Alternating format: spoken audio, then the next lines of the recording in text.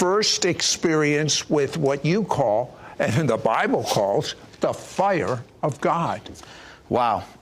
No one in my family's ever been saved. I was never raised in church. And, my mom was still nobody. I mean, it's unbelievable.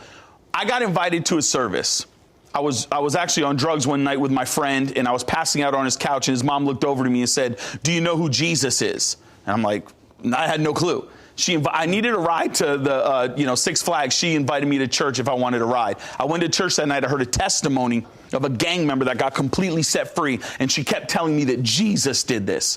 I came home that night. The woman hands me a Bible. I never opened it up. I walked in my mom's house. She was drunk, passed out in front of me. I turned to the left in the kitchen. I had the Bible in front of me, and I just started thinking, is he real? Did he really set that gang member free? And if he's real, I want to know. And so without any understanding of the gospel, never reading the Bible in my life, I put my hand on the Bible, I looked up to heaven, and I said, Jesus, if you're real, reveal yourself to me. And right at that moment, I saw a lightning bolt come out of heaven, and it just hit me right here. And I fell on the floor, and I was screaming in the power.